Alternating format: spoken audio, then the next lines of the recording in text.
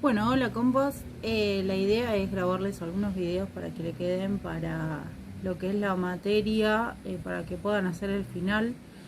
Van a ser unos videos cortos, como bien les había comunicado ya antes en los Zooms. Bien, en esto me voy a basar en 3 textos, recuerden que es para el final. Así que me voy a basar en 3 textos que son ¿Por qué triunfó la escuela de Pinó?, Modernidad y escuela de Dassel, Caruso y Pinó, y Hijas de Sarmiento de Pinó. Eh, Voy a basarme en estos 3. Hice una juntada de los 3, digamos, como para que la idea quede más o menos concisa. Al principio de estos textos habla mucho de lo que es la historia en cuanto a la educación, ¿sí? Y la pregunta inicial que debemos tomar es ¿por qué triunfó la escuela? Que es la que hace Pino, ¿sí? Vamos a tratar a lo largo de estos textos de explicar por qué triunfa la escuela, ¿sí? Como una hegemonía o toma, o sea, todo el concepto de educación. Cuando uno habla de educación, no se puede imaginar en otro espacio que no sea la escuela. ¿Tá? ¿Por qué? ¿Por qué pasa esto? Al principio del texto de Pinó hay una frase de Borges que es muy importante porque luego podemos ir como de alguna manera dándonos cuenta, porque hace como una homología entre lo que es, por ejemplo, esta frase y la escuela. Por ejemplo, acá habla de que en el libro del Alcorán no, o sea, no hay cabellos. Sin embargo, no es necesario que los haya para saber que el Alcorán viene de Medio Oriente. Entonces, o es un libro de Medio Oriente. Entonces, lo que quiere decir más que nada cuanto a esta o por lo cual utiliza esta frase tiene que ver con el hecho de que así no hubiera cabellos, o sea, nosotros no necesitamos como que los hubiera para ya darnos cuenta de dónde proviene. Bueno, más o menos es la idea que vamos a tomar en cuanto a la escuela. Como yo les decía, se pierde en el paisaje. O sea, no nos imaginamos en otro lugar donde se imparta educación que no sea la escuela. Entonces es como que la escuela se hace como cargo de esta idea de educación, ¿sí? A ver, voy a bajar un poquito. Y bien. Como que se hace cargo de esta idea de educación, ¿sí? Nosotros acá a lo largo de los textos vamos a hablar de la escuela de la modernidad. Esto no quiere decir que no hubiera educación antes. Pasamos a partir del siglo XV a más una idea científica con Descartes. Esto no quiere decir que Descartes deje de lado a Dios, pero antes del siglo XV veníamos de la Edad Media, donde todo era basado en decisiones en cuanto a Dios. Por supuesto que las decisiones las tomaban los sacerdotes, ¿sí? Tanto sea como para la sociedad, como para quien se le impartía la educación. La educación solo se le impartía a hijos de reyes, quienes tenían el poder económico para poder acceder a ella, ¿sí? O a quienes los reyes decidían cómo ayudar económicamente para que sus hijos tuvieran una educación. Ahí era donde se frenaba todo, o sea, campesinos en ese momento, como que no accedían a esta educación, solo trabajaban la tierra, y en ese tiempo en Europa estaban los burgueses, que eran los que tenían el dinero, tenían las tierras más que nada, ¿sí? Eran quienes tenían las tierras, pero no eran los reyes. Bien. ¿Qué pasa? Modernidad, siglo XV, ¿sí? Entramos, edad moderna, siglo XV, nos basamos en el antropocentrismo, ¿sí? Vamos a la idea del cogito cartesiano, pienso luego existo. El antropocentrismo tiene que ver con el hecho de basarse en el sujeto, ¿sí? Y no en Dios, recuerden, dejamos de lado, eso no quiere decir que lo borramos, dejamos de lado a Dios en el sistema de lo que se va a tomar en cuenta, digamos, las decisiones y demás, lo dejamos de lado.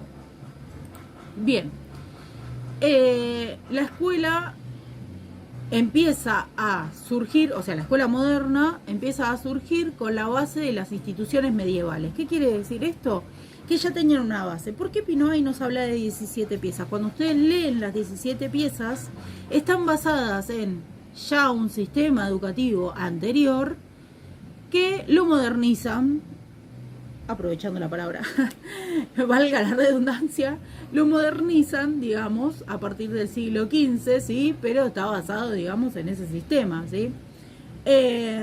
Bueno, la sociedad, como bien les decía, empieza a cambiar, se empieza a tener otra, también culturalmente empieza a cambiar. Ya la actividad como del hombre empieza a pensarse y justificarse en criterios independientes a los divinos, ¿sí? Y ahí empieza a tomar relevancia esto de la educación, de tener una institución. A ver, no es que hasta ese momento no existía ningún lugar tipo institución donde se juntaran a estudiar. Sí, existía. De hecho, por ejemplo, con la revolución de Martín Lutero, en cuanto a la iglesia y demás, Martín Lutero lo que hacía era enseñarle a los niños campesinos o niñas campesinas que ellos fueran y les enseñaran a sus padres, ¿sí? Ahí empieza como esta idea de concebirse de el estudio más en grupo, ¿sí? Bien, empezamos ahí. Yo diría que más o menos en la materia pueden hacer, como al principio por lo menos, o por lo menos tomando estos textos, una línea, ¿sí? Una línea donde puedan ir poniendo los distintos siglos y la evolución, digamos, de la educación, ¿sí? Podemos poner siglo XV a partir, digamos, de lo que es la modernidad, siglo XVI, siglo XVII, siglo XVIII, que va a ser importante, siglo XIX, bueno, ya ahí podemos quedar en el siglo XIX, ¿sí? Empezamos con esta idea, siglo XV, como bien les decía, de la didáctica, la razón, empezamos la ciencia con Descartes. Tenemos en el siglo XVI la secularización social, los estados nacionales, tanto así siglo XVII, tenemos el liberalismo económico, ¿sí? Y siglo XVIII tenemos las revoluciones burguesas, ¿sí? Las revoluciones burguesas. Esto va a ser importante. Las revoluciones burguesas tienen que ver con la Revolución Francesa y la Revolución Industrial, que la Revolución Francesa va a tener mucho que ver con esta idea del liberalismo y el optimismo pedagógico, que esto es importante. El optimismo pedagógico dice que es un concepto compuesto por dos partes que tiene que ver con que todas las personas son educables y deben ser educadas para asegurarse el desarrollo y el progreso que se entiende como indefinido en un contexto moderno de todas las sociedades. ¿Qué quiere decir esto? Que mediante el optimismo pedagógico la idea es que se progrese culturalmente, socialmente y haya, como hay un progreso social, hay un progreso personal, ¿sí? Y la persona como que accede a esto, como que podríamos decirlo hoy día. No voy a utilizar la palabra, no, iba a utilizar la palabra con la que tiene que ver con esto que dice de que se vuelve indefinido, bueno, el hecho de que la persona como que siga avanzando en el tema de la educación, ¿sí? Sigue aprendiendo, digamos, ¿sí? Y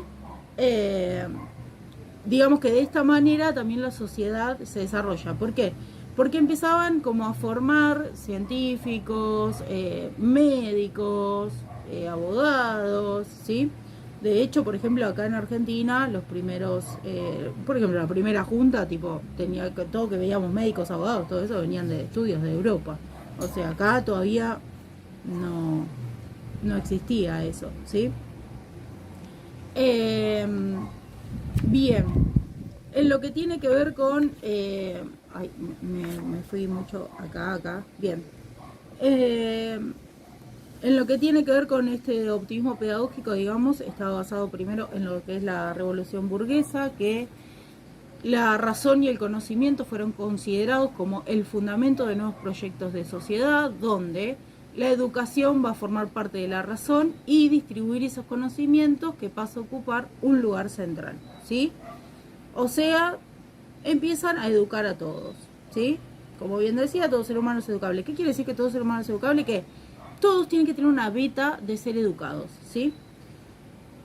Seguimos avanzando, siglo XIX más o menos, ya hablamos de una escuela moderna, ¿sí? Donde se empiezan a establecer los sistemas educativos como más o menos los conocemos hoy, donde la extensión de las tareas educativas y la escuela particular era necesaria para la transformación de la sociedad. Y es ahí entonces donde volvemos a la pregunta de Pino, ¿por qué triunfa la escuela? Porque la escuela toma para sí el concepto de educación, o sea, se hace cargo de esa educación, ¿sí? Totalmente, y se transforma en la forma hegemónica e indiscutible de la educación, ¿sí?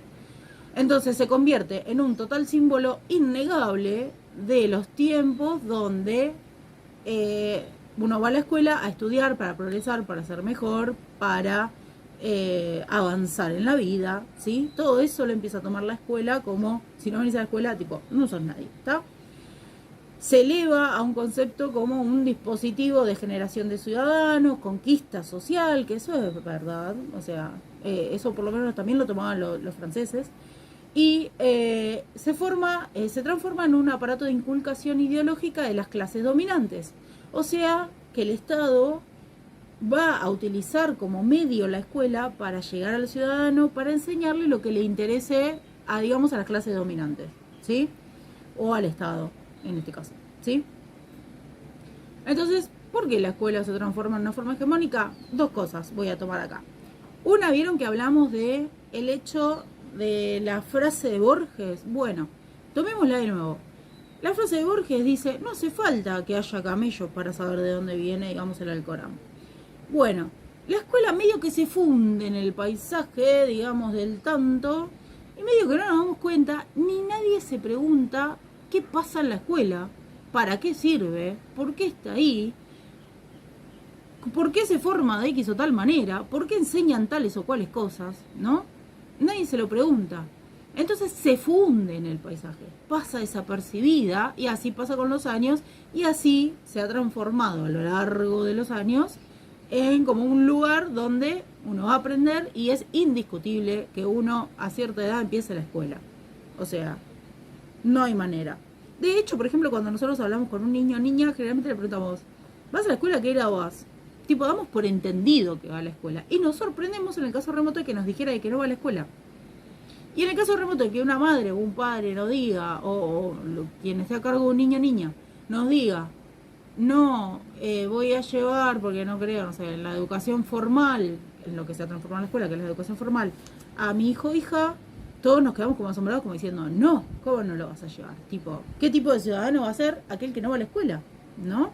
De hecho, por ejemplo, la gente grande que no ha estudiado se siente en ese lugar de poca relevancia en la sociedad por no haber ido a la escuela.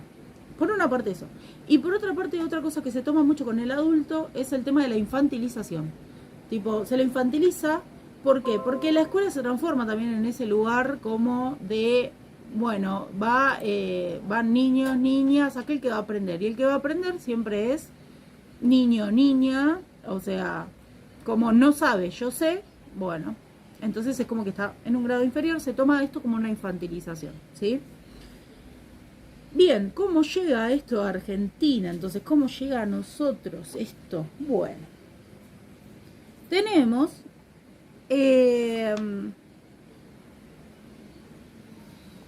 estaba mirando una cosa que tenía anotada acá, si me servía. A Sarmiento pasa esto, piénsenlo. Conformación de estados nacionales, burgueses, como le quieran llamar. Pelea entre unitarios y federales, ¿sí? Sarmiento era unitario, al igual que Mitre, al igual que Avellaneda, al igual que Alberdi. Pelea con Rosas, que era federal, ¿sí? Recuerden, en ese tiempo éramos las Provincias Unidas, ¿sí? Bien, pelea, gana Rosas, no, o sea, los expulsa del país, digamos, a Alberdi y a Sarmiento. Alberdi va por su lado, Sarmiento va a recorrer y de golpe se encuentra con este tipo de educación. Pasa un tiempo, voy a avanzar rápido, tipo, solamente quería darles como esa base para que ustedes entiendan de dónde sale Sarmiento también y de dónde sacó toda esta idea, ¿no? Cómo la trajo acá. Bueno, Sarmiento ve todo esto y lo trae ese optimismo pedagógico argentino. Pero Sarmiento va a tener una excepción que es, va a traer el optimismo pedagógico, pero va a decir, todas las personas son educables, ¿sí? Menos la barbarie, ¿sí? O sea, indios, que en ese momento se llamaban indios hay en India, tipo. Pero bueno, en ese momento se les llamaba indios y gauchos, a los que consideraba totalmente ineducables, que consideraba la barbarie, incluso decía que eran abono para la tierra, o sea, no le interesaba lo más mínimo, porque en realidad la idea de él era, a ver, si estos se quieren educar, tipo, se quieren civilizar, los vamos a educar. Pero por supuesto que en ese tiempo se llamaban indios, los indios y los gauchos no querían dejar sus raíces y sus costumbres. Entonces para él eso era como eran bárbaros, o sea, tipo, como que no se los podía civilizar. Ay, perdón por decir, perdón, tipo. O sea, no me di cuenta que estaba grabando, ya tomé confianza. Entonces, era como, digamos, como que no se los podía civilizar. Entonces era como que no iba a dejarlos entrar en la escuela, ¿sí? Como es para todos, pero no es para ellos. Para todos, sin todos, ¿sí? Se contrapone la idea de Sarmiento, ¿por qué? Porque Sarmiento dice, a ver, tiene que haber educación para todos. La educación para todos, libre, tiene que ser gratuita, ¿sí? Ahora, la educación gratuita la tiene que pagar el Estado, ¿no? Bien, tenemos en contrapunto a Alberti, que le va a decir, no, que la educación que la paguen los que pueden. Mirá, nosotros estamos formando un Estado y la verdad que lo que necesitamos es mano de obra. O sea, estamos trayendo trenes de Europa, tenemos el puerto, queremos hacer de Buenos Aires la capital. Tenemos en las provincias, tenemos campos y campos y campos. Necesitamos gente que labure. Y vos querés poner a estos a educarse. No. Que la educación la tengan los que pueden pagar. Entre Sarmiento y Alberdi, ahí quilombito. Perdón, no tenía que decir esa palabra. Bueno, ahí como que se pelean. Y gana Sarmiento. Y entonces vamos a pasar a tener la educación libre y gratuita y obligatoria. Sarmiento la pone obligatoria, ¿por qué? Porque si es obligatoria es gratuita y si es gratuita la paga el Estado. Nadie tiene por qué. Además, como él quería civilizar, tipo, porque con la idea también esta de educación, venía también la idea de progreso. O sea, Sarmiento creía totalmente en esta idea de progreso. Él decía, un ciudadano educado, a ver, en ese tiempo, como bien dije, se estaba conformando el Estado. Entonces él decía, si tenemos científicos, maestros, no, perdón, todavía maestros, no me voy a meter en ese tema. Científicos, médicos, abogados, ¿no? Y son todos nuestros, tipo, como que no vamos a necesitar traer de otro lado también. Y los necesitamos porque estamos conformando el Estado Nacional, necesitamos avanzar. Entonces él veía progreso en otros países donde se había llevado a cabo esto, como Europa, y decía, esto es lo que nosotros tenemos que hacer para progresar como país y adentrarnos al mundo, ¿sí? Esa era la idea de Sarmiento. Entonces, él decía, está bien, bueno, obvio, necesitaba mano de obra. Él también un poco pensaba en eso, pero al mismo tiempo era como, ¿no? Entonces, ¿qué hace? Lo pone obligatorio, o sea, tenían que ir a la escuela, sí o sí, porque era obligatoria. Creo que, no me quiero equivocar, pero creo que era de los 6 a los 14 años obligatoria. Y después empezaron a educar a adultos, como bien yo les decía, ellos pensaron que iba a tardar un tiempo, pero al final después terminan como educando después de muchos años, hasta el día de hoy seguimos educando a adultos, ¿está?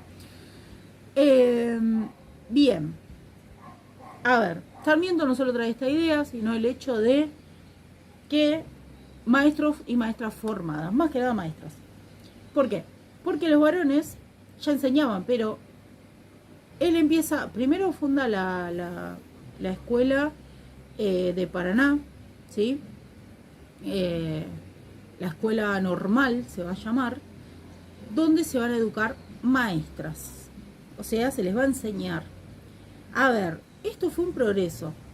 Sarmiento generalmente no lo veríamos como un hombre muy feminista, pero en este caso y en la época podríamos decir que le dio un espacio a las mujeres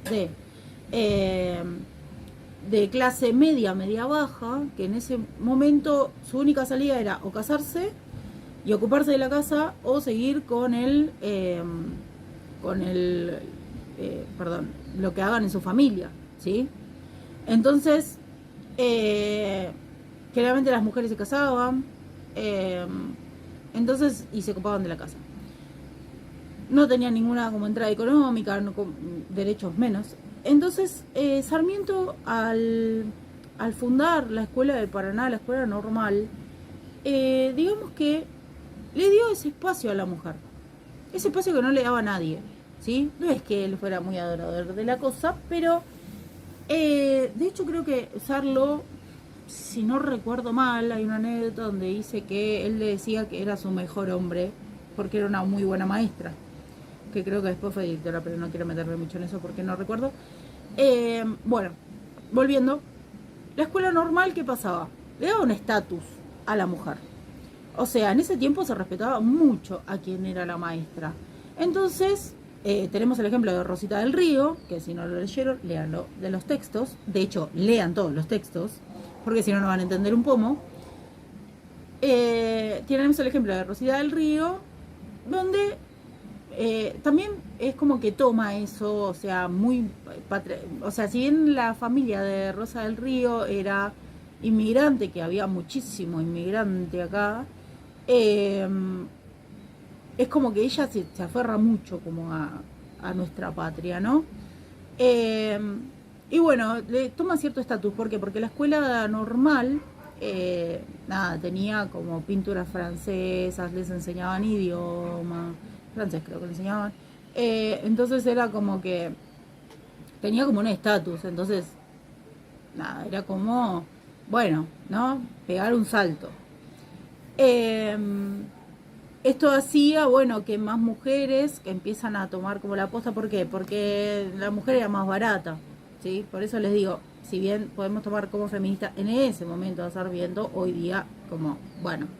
Pero en ese momento la mujer no ganaba nada, así que era como una entrada económica, pero más que nada lo que más importaba era que le daba como un estatus en la sociedad. Ahora, tenía reglas, no es que cualquiera podría ser maestra. Tenía reglas que cumplir, ¿sí? No se podía casar, no podía tener hijos, no podía andar de parranda, no podía tantas cosas. Pero la realidad es que, sinceramente, si uno pensaba quedarse soltera, era como, bueno, interesante la cosa, ¿no? Tipo, te da un trabajo que te ascendía, ¿no? A cierto estatus, se te respetaba un montón en el barrio, se te respetaba como maestra en general. Después Rosita del Río fue directora. Así que le daba este espacio a la mujer que, bueno, no tenía, y era muy interesante. Sarmiento fue un gran fundador, digamos, en cuanto a la educación y en cuanto al optimismo pedagógico en Argentina, ¿sí? Bien, fue un fundador o alguien que puso bases, porque la ley 1420 generalmente se la adjudican a Sarmiento, pero en realidad creo que se promulga en la presidencia de Avellaneda, así que una presidencia después. Pero en la ley 1420, que nada, la pueden leer después, la deroga, o sea, lo que es la ley 1880. Pero tenemos ahí la enseñanza obligatoria y gratuita. Sarmiento también fue, como bien dije, uno de los fundadores de esto de feminizar la docencia. A ver, en esto que tenía que ver con la educación hacia las maestras, él había traído de Estados Unidos maestras, ¿sí? Normales que ya daban clases allá, las trajo en un barco hacia Argentina para que le enseñen a las mujeres acá, ¿no? Habilita entonces eso, un trabajo para mujeres de sectores populares, y bueno, le da un lugar para desarrollarse en el campo profesional. Bueno, hice un recorrido corto pero interesante en cuanto a más o menos la historia. Lean los textos que son muy interesantes, nos aportan mucho, mucho, mucho. Yo hice como un recorte muchísimo como para hacer el video lo más corto posible y los espero la próxima semana. Dos cosas, en el Zoom de los viernes a las 19 horas, donde nos encontramos para explicar las cosas, y en estos videos que voy a subir los lunes, que van a ser videos entre 20 y 30 minutos, como bien dije, haciendo un recorrido más o menos de lo que vamos viendo. La idea es que ustedes lean los textos, que nada, este video les sirva de apoyo, y que los viernes sean los días que si me tienen que preguntar algo, no les quedó claro alguna cosa, o encontraron algo, perdón, me tiro mano en la cámara, o le encontraron algo en los videos que me quieran preguntar o decir, o algo en los textos, me lo pregunten en los Zooms de los viernes que no quedan grabados. Bueno, nos vemos en la próxima semana. Gracias, gracias.